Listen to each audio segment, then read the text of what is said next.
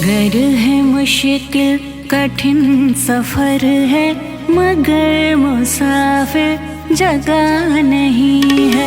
डगर है मुश्किल कठिन सफर है, मगर मुसाफिर जगह नहीं है।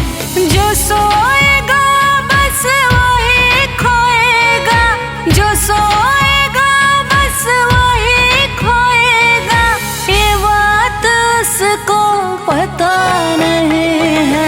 डगर है मुश्किल कठिन सफर है, मगर मुसाफिर जगह नहीं है। डगर है मुश्किल कठिन सफर है, मगर मुसाफिर जगह नहीं है।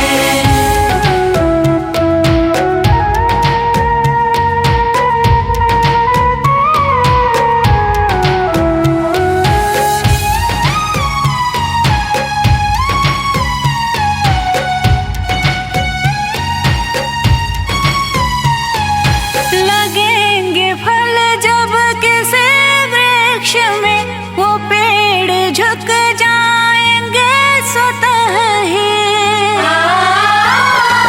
लगेंगे फल जब किसी वृक्ष में, वो पेड़ झुक जाएंगे स्वतः ही। पकड़ तने की बता रही है, पकड़ तने की बता रही है, अभी फल इसमें लगा नहीं है।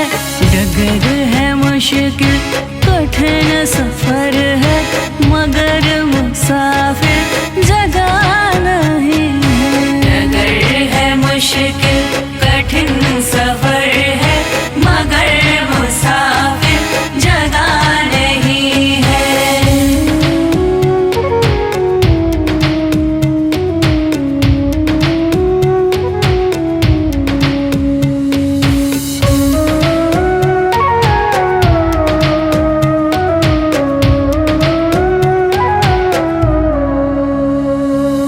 जो खानदानी रईस होते, मिजाज रखते हैं नरम अपना।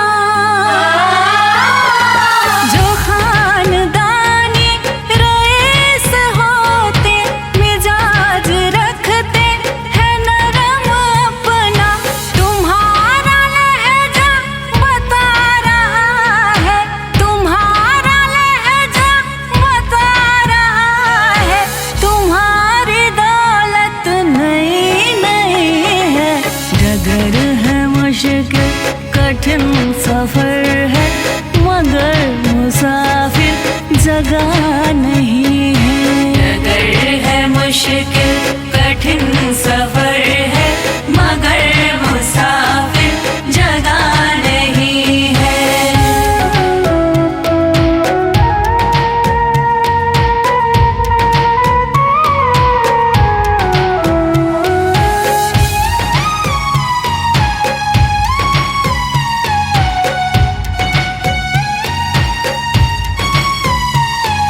जरा सा कुदरत ने क्या नवाजा, कि आके बैठे हो पहले शफ में।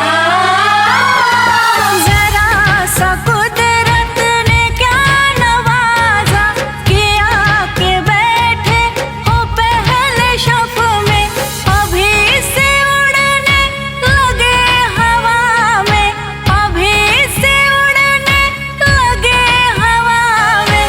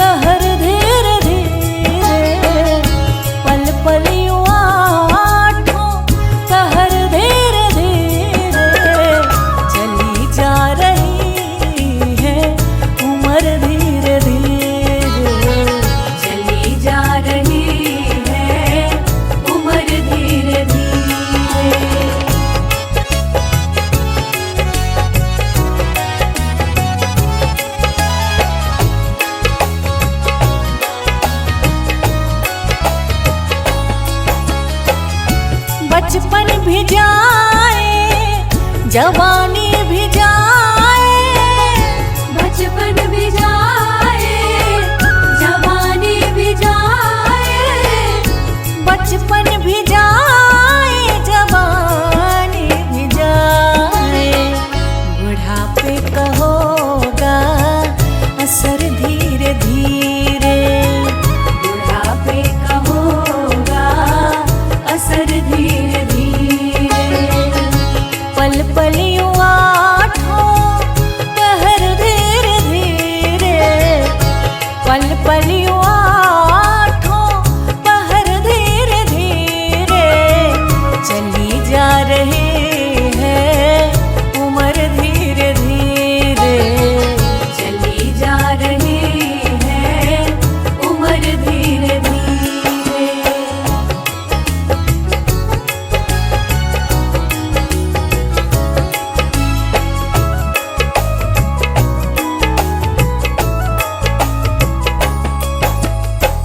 तेरे हाथ पाँव में बल ना रहेगा, तेरे हाथ पाँव में बल ना रहेगा, तेरे हाथ पाँव में बल ना रहेगा। झुकेगी तुम्हारी कमर धीरे धीरे, झुकेगी तुम्हारी कमर धीरे धीरे। पल पल यूं आठों पहर धीरे धीरे, पल पल यूं आठों पहर धीरे धीरे। चली जा रही है उम्र धीरे धीरे, चली जा रही है उम्र धीरे धीरे।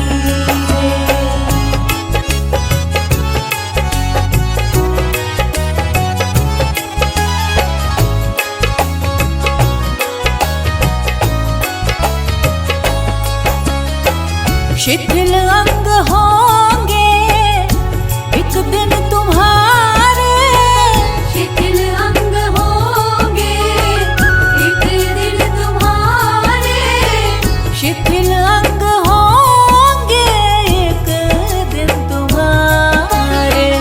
फिर मंद होगी नजर धीरे धीरे, फिर मंद होगी नजर धीरे धीरे।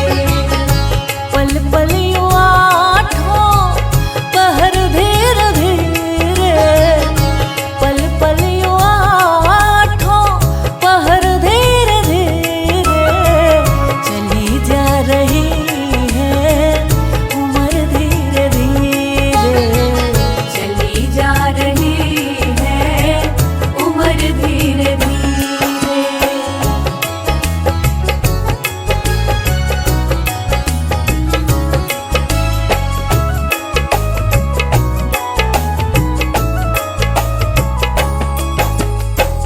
बुराई से मन को अपने हटा ले, बुराई से मन को अपने हटा ले, बुराई से मन को अपने हटा ले। सुधर जाए तेरा जीवन धीरे धीरे, सुधर जाए तेरा जीवन धीरे धीरे। पल पल यूं आठों पहर धीरे धीरे, पल पल यूं आठों पहर धीरे धीरे। चली जा रही है उम्र धीरे धीरे, चली जा रही है उम्र धीरे धीरे।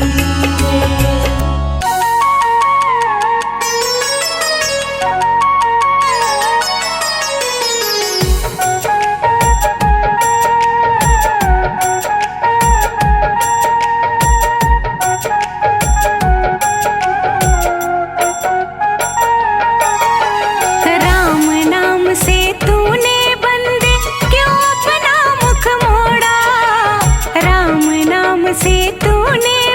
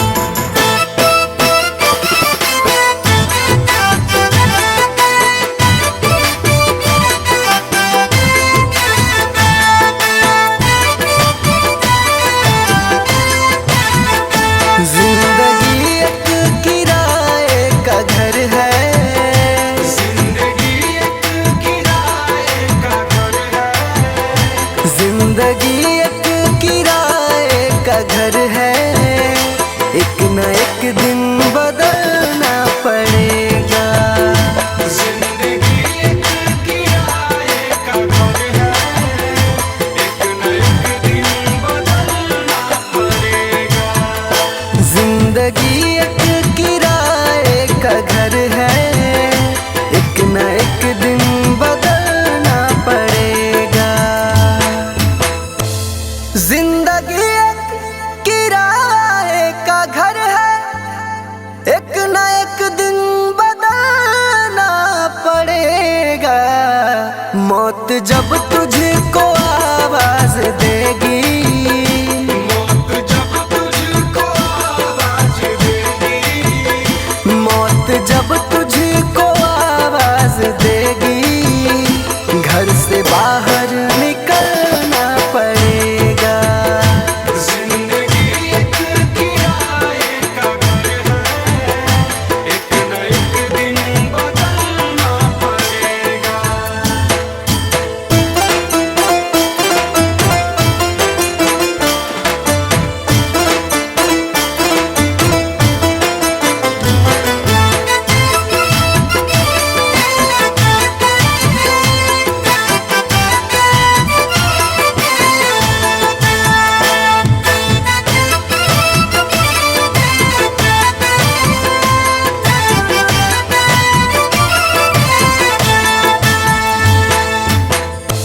ढेर मिट्टी का हर आदमी है, बाद मरने के होना यही है।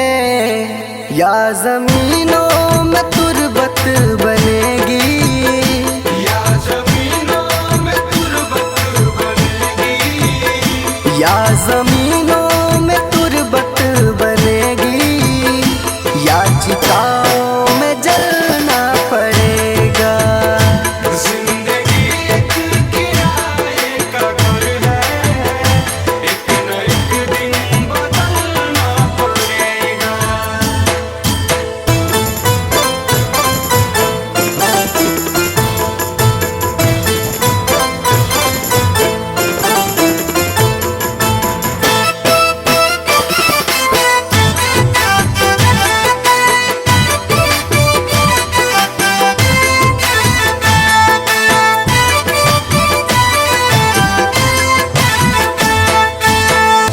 रात के बाद होगा सवेरा, देखना है अगर दिल सुनहरा। पाँव फूलों पे रखने से पहले, पाँव फूलों पे रखने से पहले, पाँव फूलों पे रखने से पहले, तुमको कांटों पे चलना पड़ेगा। जिंदगी एक किराए का घर है, एक न एक दिन बदलना पड़ेगा।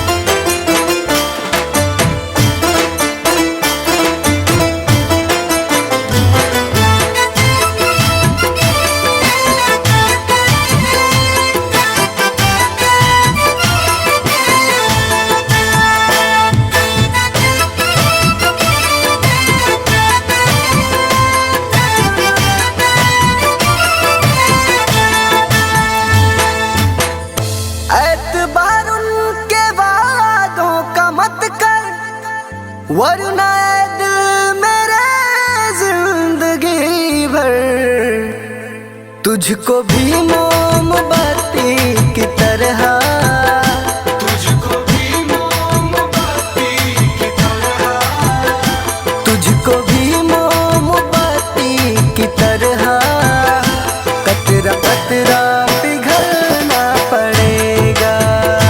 जिंदगी एक किराए का घर है, एक न एक दिन बदलना पड़ेगा।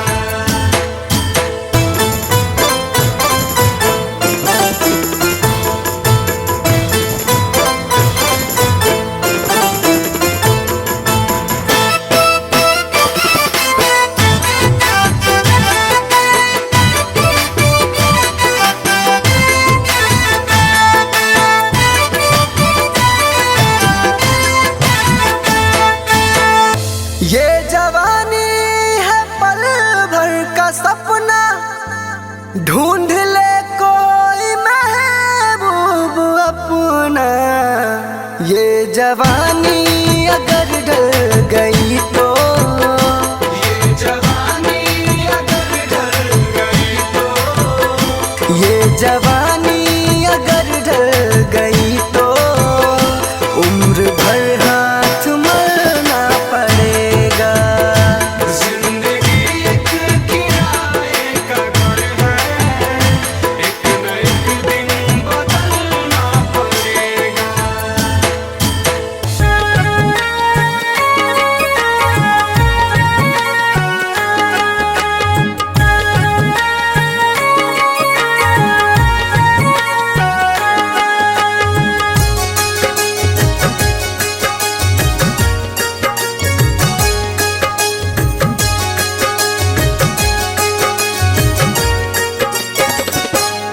कभी प्यासे को पानी पिलाया नहीं, बाद अमृत पिलाने से क्या फायदा। कभी गिरते हुए को उठाया नहीं, बाद आंसू बहाने से क्या फायदा। कभी प्यासे को पानी पिलाया नहीं, बाद अमृत पिलाने से क्या फायदा।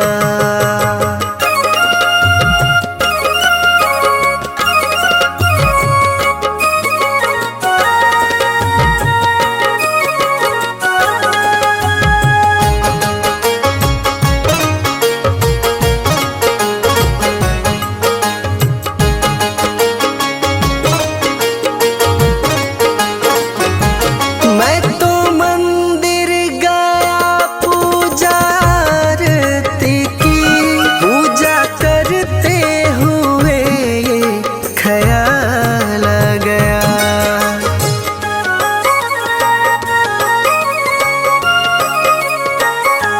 मैं तो मंदिर गया पूजा आरती की, पूजा करते हुए ये ख्याल आ गया। कभी माँ बाप की सेवा की ही नहीं, सिर्फ पूजा के करने से क्या फायदा। कभी प्यासे को पानी पिलाया नहीं, बाद अमृत पिलाने से क्या फायदा।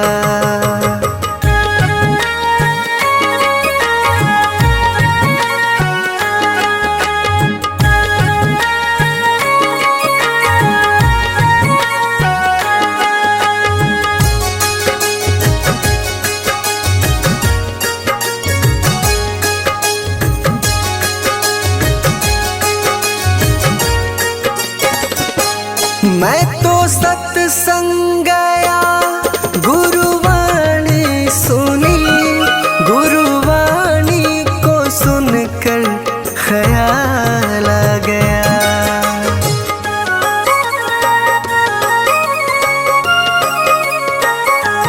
मैं तो सत्संग गया, गुरुवाणी सुनी, गुरुवाणी को सुनकर ख्याल आ गया। जन्म मानव का लेकर दया न करी, फिर मानव कहलाने से क्या फायदा। कभी प्यासे को पानी पिलाया नहीं, बाद अमृत पिलाने से क्या फायदा।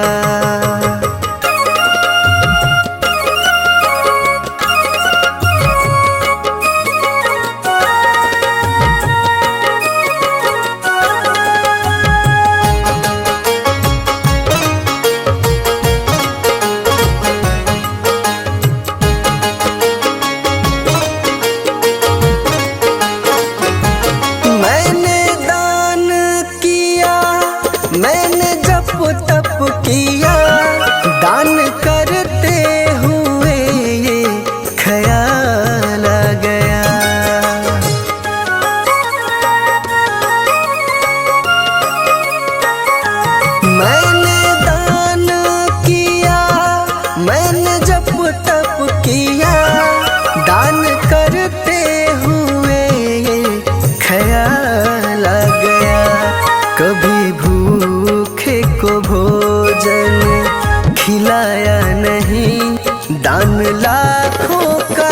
करने से क्या फायदा।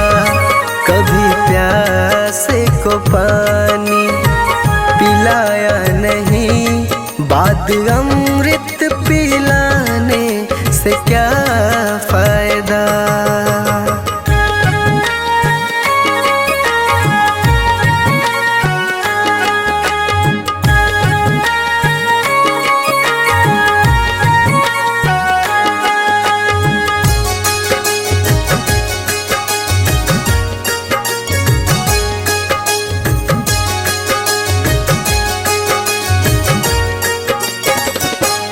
गंगा नहाने हरिद्वार काशी गया, गंगा नहाते ही मन में ख्याल आ गया।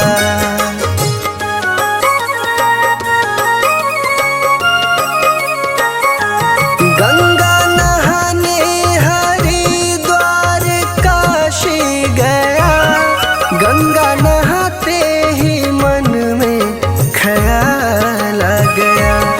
तन को धोया मगर मन को धोया नहीं, फिर गंगा नहाने से क्या फायदा। कभी प्यासे को पानी पिलाया नहीं, बाद अमृत पिलाने से क्या फायदा।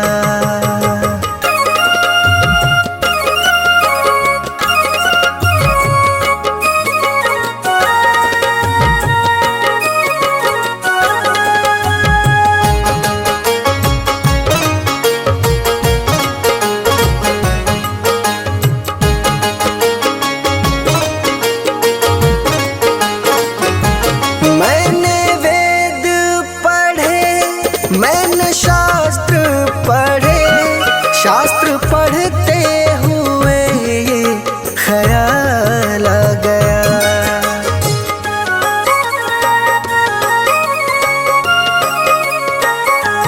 मैंने वेद पढ़े, मैंने शास्त्र पढ़े, शास्त्र पढ़ते हुए ये ख्याल आ गया। मैंने ज्ञान किसी को बांटा नहीं, फिर ज्ञानी कहलाने से क्या फायदा। कभी प्यासे को पानी पिलाया नहीं, बाद अमृत पिलाने से क्या फायदा।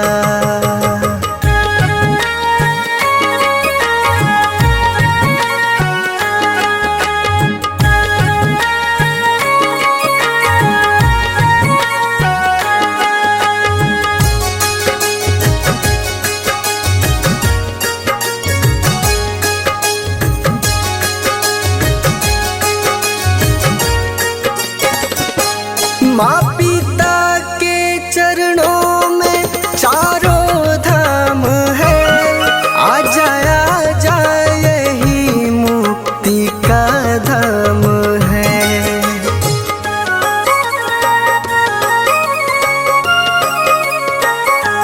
माँ पिता के चरणों में चारों धाम है, आ जा यही मुक्ति का धाम है।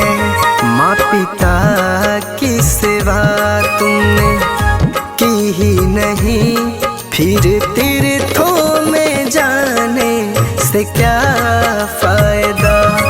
कभी प्यासे को पानी पिलाया नहीं, बाद अमृत पिलाने से क्या फायदा।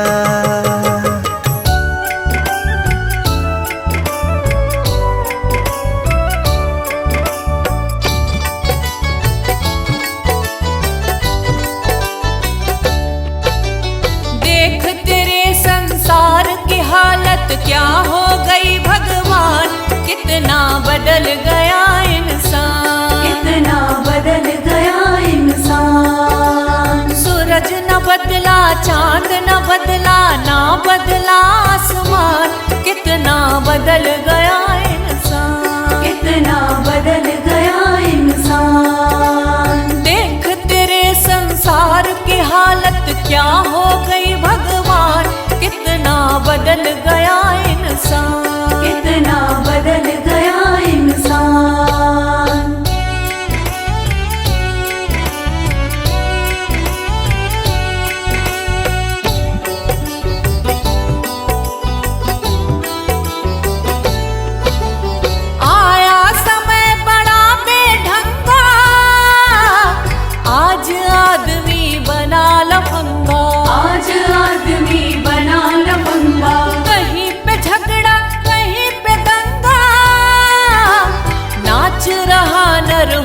होकर नंगा, नाच रहा नर होकर नंगा।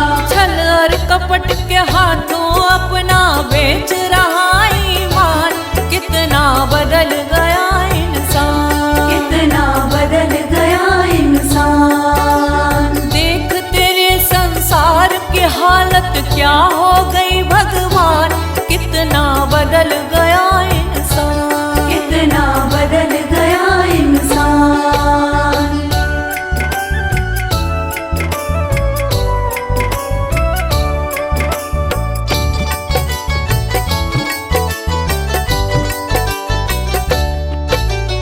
राम के भक्त रहीम के बंदे, रचते आज फरेब के फंदे, रचते आज फरेब के धंधे। कितने मक्कार ये अंधे, देख लिए इनके भी धंधे, देख लिए इनके भी धंधे। इन्हीं की काली करतूतों से हुआ ये मुल्क मशान, कितना बदल गया इंसान, कितना बदल गया इंसान। देख तेरे संसार की हालत क्या हो गई भगवान, कितना बदल गया इंसान, कितना बदल गया इंसान।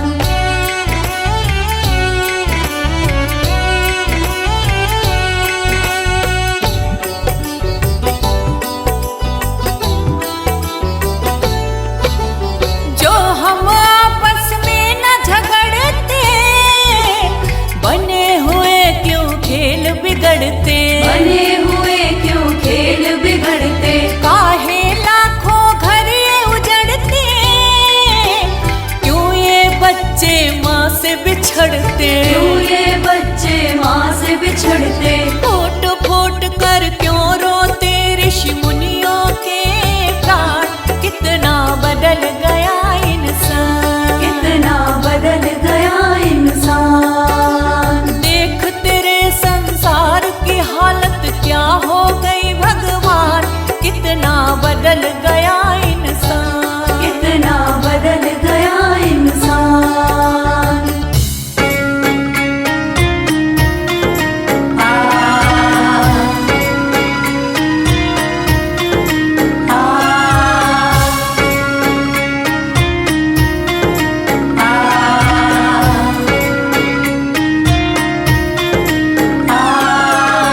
जीते भी लकड़ी मरते भी लकड़ी, देख तमाशा लकड़ी का। जीते भी लकड़ी मरते भी लकड़ी, देख तमाशा लकड़ी का।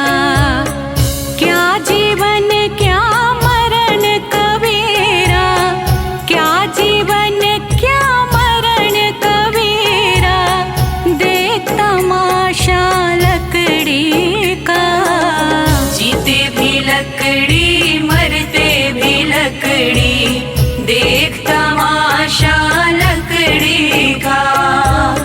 जीते भी लकड़ी मरते भी लकड़ी, देख तमाशा लकड़ी का।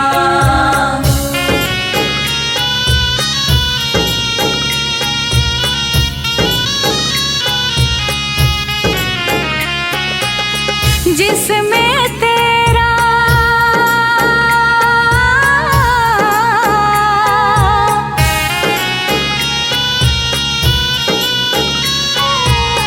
जिसमें तेरा जन्म हुआ, वह पलंग बनाया लकड़ी का। जिसमें तेरा जन्म हुआ, वह पलंग बनाया लकड़ी का। मात तुम्हारी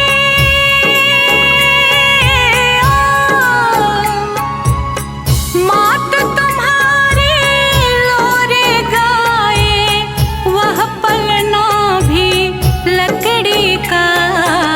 जीते भी लकड़ी मरते भी लकड़ी, देख तमाशा लकड़ी का। जीते भी लकड़ी मरते भी लकड़ी, देख तमाशा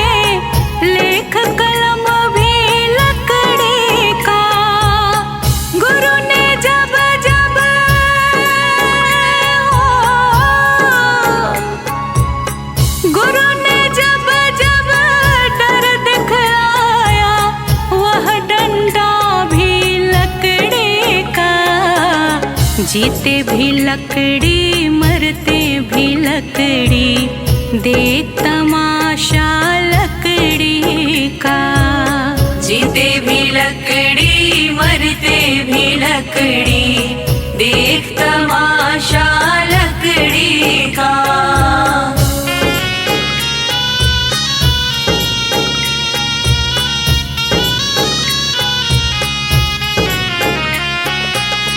डोली पालकी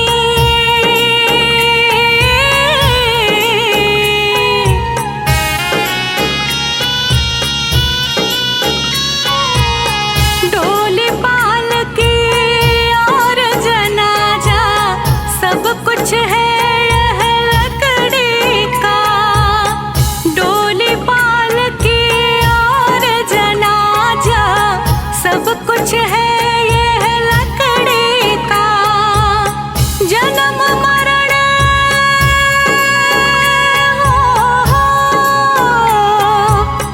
जन्म मरण के इस मेले में है ये सहारा लकड़ी का। जीते भी लकड़ी मरते भी लकड़ी, देख तमाशा लकड़ी का। जीते भी लकड़ी मरते भी लकड़ी, देख तमाशा लकड़ी का।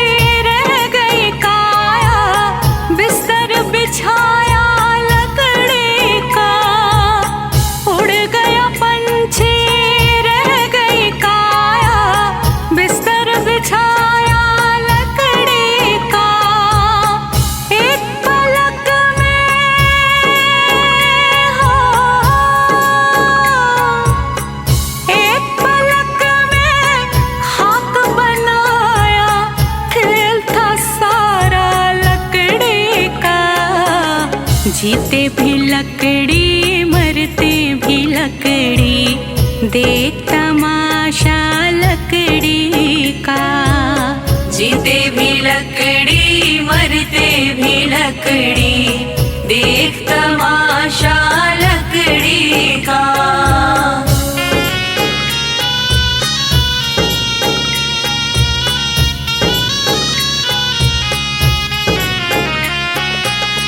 मरते दम तक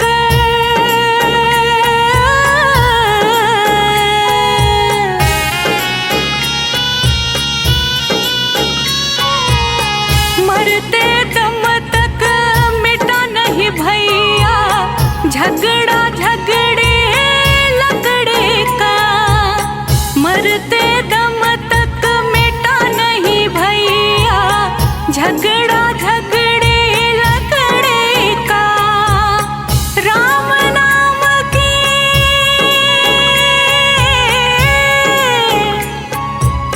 राम नाम की रटन लगाओ तो मिट जाए झगड़ा लकड़ी का।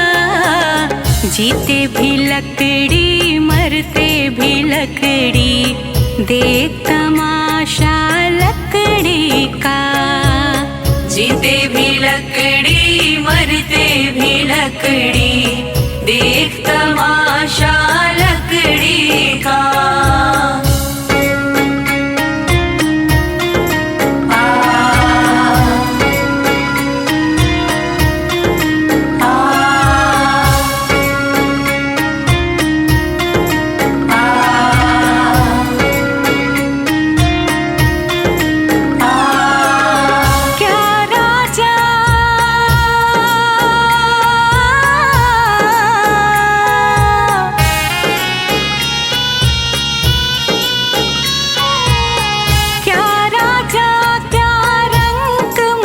मनुष्य संत अंत सहारा लकड़ी का। क्या राजा क्या रंग मनुष्य संत अंत सहारा लकड़ी का। कहत कबीर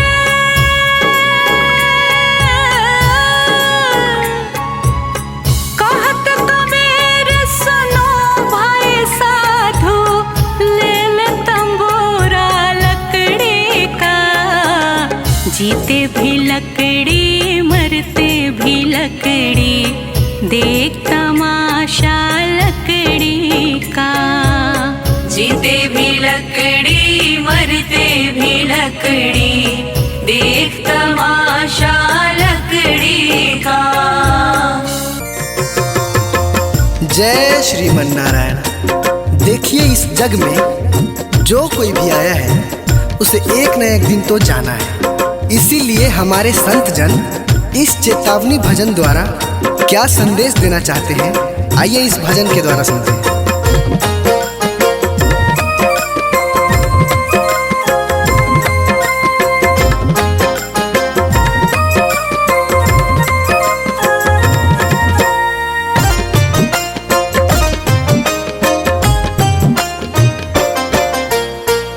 ओ पापी मन कर ले भजन, मौका मिला है तो कर ले जतन। बाद में प्यारे पछताएगा जब पिंजरे से पंछी निकल जाएगा। जब पिंजरे से पंछी निकल जाएगा। पिंजरे से पंछी निकल जाएगा। जब पिंजरे से पंछी निकल जाएगा।